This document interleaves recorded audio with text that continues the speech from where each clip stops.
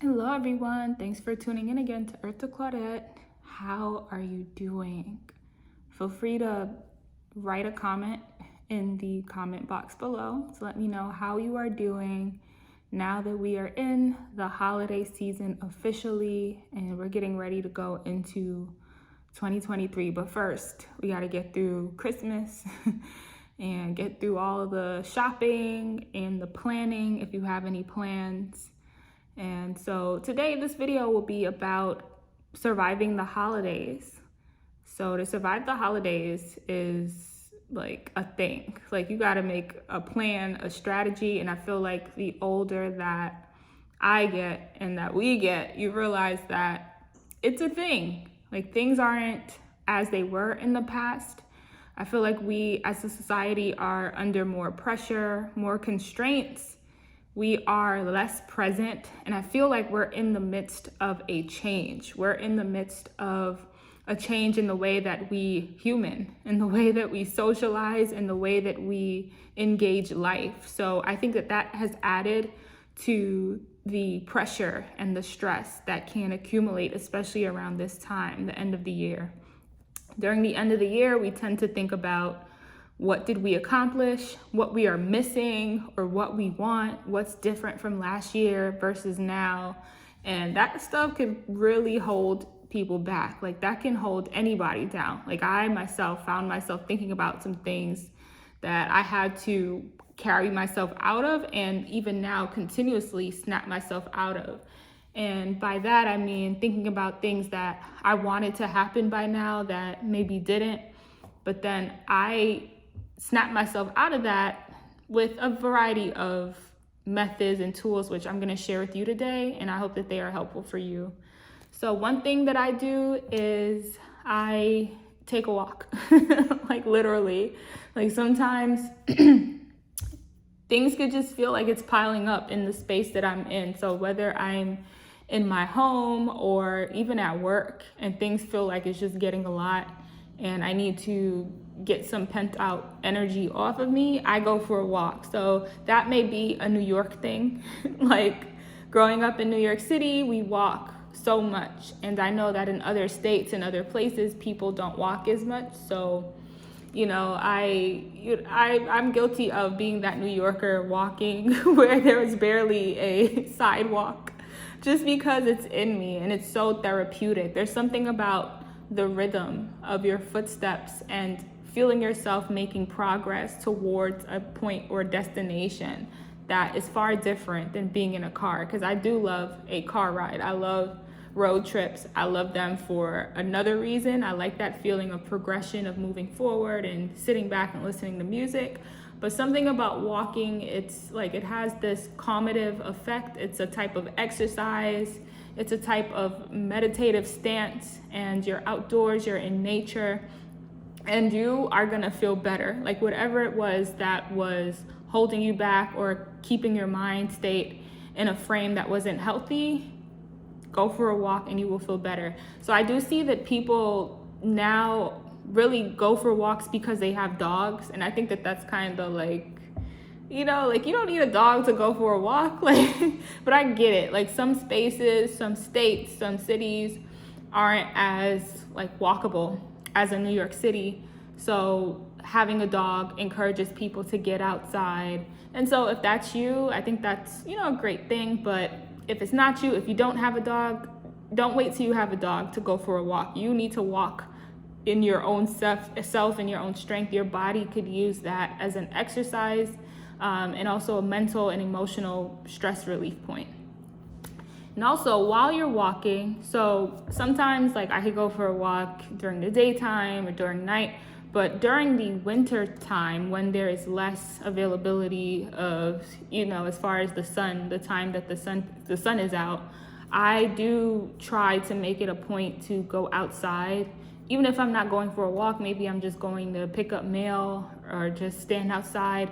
I try to do it during the point of daylight while the sun is out, because the sun is another form of therapy. It's very therapeutic to feel the sun on your face, especially during the winter months, during the winter season, or no matter where you are in the world. Just to have the sun hit your body, to hit you like you're gonna feel better.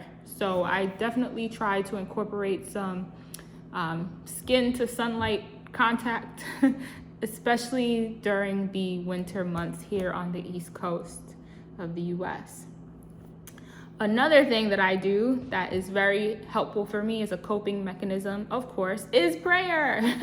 So, like I'm gonna advocate and stand for prayer every video. Like it's the thing that has sustained me, that has kept me and continues to keep me. So sometimes your prayer doesn't have to be so like verbal or vocalized. Some may say that this could be meditation. But when I'm having a hard moment, like I had something come up a few minutes before I did this video, like I had to hit that altar. If you don't have an altar, that's like a space that you have set apart and dedicated towards like prayer, towards interfacing and interacting with God. You need one. I do advocate that you do that. If you gotta get you like a prayer closet, whatever, just a dedicated space where you speak to God.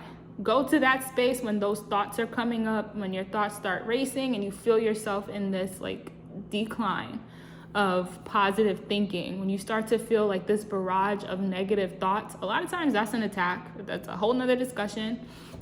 And sometimes it's you, but no matter what it is, sometimes just going into the space of prayer, meditation, your prayer doesn't always have to be like vocal. You don't always have to have all the words.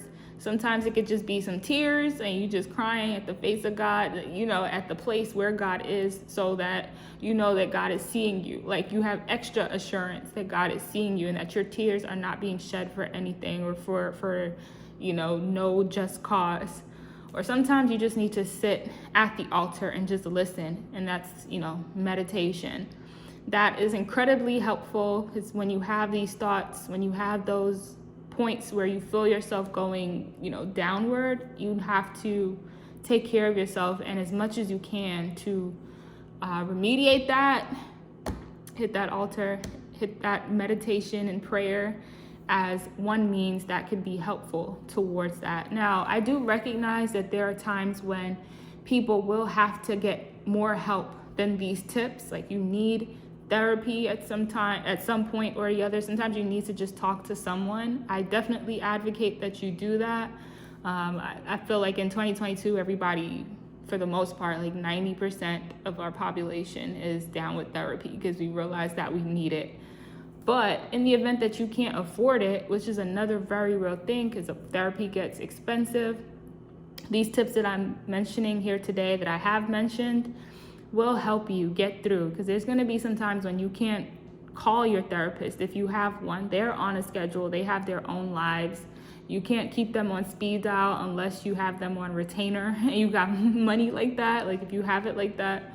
But most of us don't. So we have to take all the steps that we can to care for ourselves because our lives are super important. And there's moments that just feel so tough, that feel so almost unbearable. We have to be able to work through those emotions. And I believe that it's even more so now necessary than it was before because it is not the same.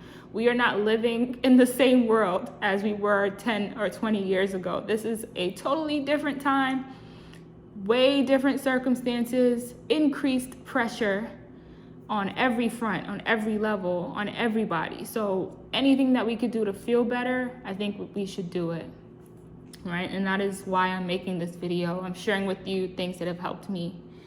So another thing that helps me when I am not feeling so great, and I've been utilizing during this holiday season, is music. So the power of music in particular, entertainment in general, but I'm gonna focus on the music aspect. I think a lot of us take for granted what we listen to. Like even if you're having a good day, I believe that we should be listening to music that stimulates us, that is positive, that is uplifting. You have to make a choice with your music. You have to choose music that's uplifting to you. I do think that most of my viewers here on this channel probably, like gospel, like uplifting music. But you could like other genres of music that's not gospel. But as long as it's uplifting to you, because I've found that on those days when I didn't feel my highest, I would have a song come up in me. And it's those songs that I used to listen to, songs that I would listen to on a daily basis that were uplifting. Those were the songs that I was able to draw from to lift me up again. So I do highly recommend that you go through your music playlist and just get rid of any music, any songs that are not inspiring, any songs that don't uplift you, any songs that don't make you feel better about yourself or your circumstance, no matter how beautiful the rhythm or the beat is. And I understand this completely because I love music. So, like I'm like, oh, that's a nice rhythm, that's a nice beat. Meanwhile, the lyrics are like horrible, Like I noticed like some songs are just straight lamentations. Like if you group them by books in the Bible, like some songs it's like the singer is just like reminiscing off of some past love or situation. And it's like, do I need to hear this? I don't want this to come up because that could trigger something in me that's not positive. So I do away with that type of music. I instead choose songs that make me excited about the future, make me grateful for my present, make me, grateful to God, just increase my awareness. Music that stimulates brain activity or neural activity within me. They say jazz and classical music are really good genres in order to stimulate brain activity. So I particularly love jazz for that reason, not just because of neural activity, but because a lot of the jazz that I listen to, so there's so much variety in jazz music. There's jazz singers, and then there's more traditional forms of jazz where there's no, vocal music, it's just instrumentation.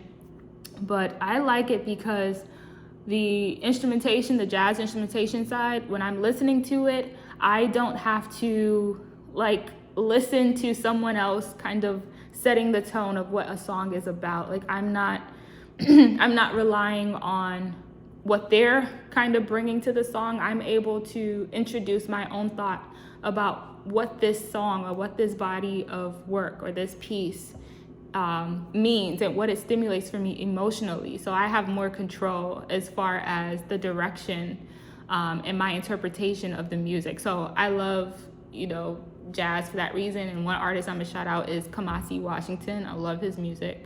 If you want to check out some cool jazz that has like some hip hop kind of flavor to it, I would recommend Kamasi. But yeah, so definitely check the music that you're listening to. If you're listening to like a whole bunch of sad love songs, this is not the time for it. You need to be strong. You need to guard yourself up and armor yourself up, because if you're somebody who struggles during the holiday season, you need all the tools and the resources that you can have at your disposal to make it through this, because you are necessary and you are needed. Like you didn't make it this far throughout the year just to, want to give up now. And this is a real discussion. Like suicide ideation is super real, and I feel like everyone has thought about it. When things feel heavy, you're like, yo, do I want to do this anymore? But the truth of the matter is, like, you are needed. You can't stop now. You can't just give up. You can't, stop living. Like, not only are people depending on you, if you have family members and loved ones, especially if you have small children, but you're here for a reason.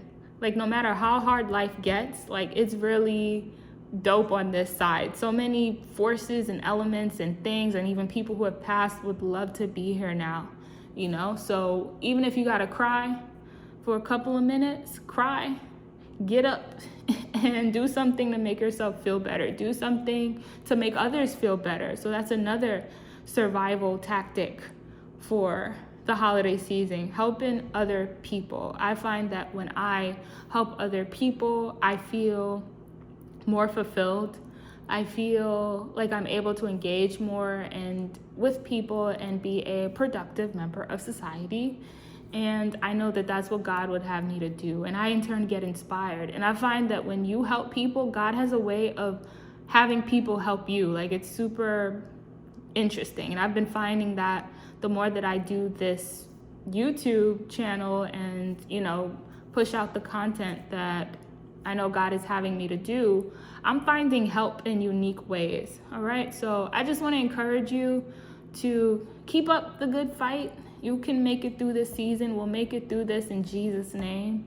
You are amazing for making it this far, and you will make it through this. No matter what it is you feel like you have or you don't have, or what you feel like you would rather have now, just know that you have this moment. You have God, you have so much, and you have more coming to you. You have more coming to you. So just do all that you can to take care of you during this season and to make it through it, knowing that greater is on the horizon. More goodness, gladness, and joy, true joy and love. No matter how long you've been fighting for it and waiting for it, your time's gonna come because you've been holding on, because you haven't given up. And one thing I think about on days where I'm like, man, I've tried everything, what's going on? Then I remember, okay, I have not tried everything. I have not kept on trying. So keeping on trying is one thing that none of us could say that we have ever done, because it's inexhaustible. To keep going, it's inexhaustible. Yes, you take rest. Yes, you may have to redirect because it's relative. Like, what are you trying to accomplish, right? So it is situational. But as far as it relates to your existence, to you being here, you have to keep trying to fight with all that you have to live, all right? And if you got to get help, outside help, medical help, do it. But you matter. You have a point and a period in time. You have like a signature, a unique signature that no one else could fill in this planet, in this earth. You have a unique role and positioning and place here in this time, and it is not an accident that you are here right now. So with all that's within you, fight to be here. If you need support, get it. There's somebody that can help you. If it's like a free, anti-suicide prevention line, access it. Utilize all the tools at your disposal to be here, because once you fight, once you continue to push through and make it, there's people looking after you, looking behind you that you can help. You never know who you can help. Even if you're single, even if it's just you, like you don't have any relatives, no children, and maybe you just work from home and you have very minimal access to people, just know that your life, as you continue to walk forward, there's always somebody behind you, maybe even somebody ahead of you, that can utilize those skills and those tools that you've sharpened by virtue of you working through whatever has been agonizing you, whatever has been like bothering you. As you have worked through them and overcome them, and are working to overcome them, your experiences will be valuable to helping other people overcome their issues. All right, so God bless you. I pray that you have a blessed week. I pray that whatever has been troubling you gets troubled, all right? And it goes away and it scatters, and that you have clarity, that you are able to see that you'll get through this, and that you're able to see the good in the midst of what may be a painful time, that you're able to get the help that you need. I pray that God sends you the help that you need in the form of people, in the form of classes or support groups, in the form of positive messages like on social media, because God you working the algorithm too now, okay? So I just pray that you find more reasons to smile this week. All right, so God bless you, and I look forward to speaking to you again. Goodbye.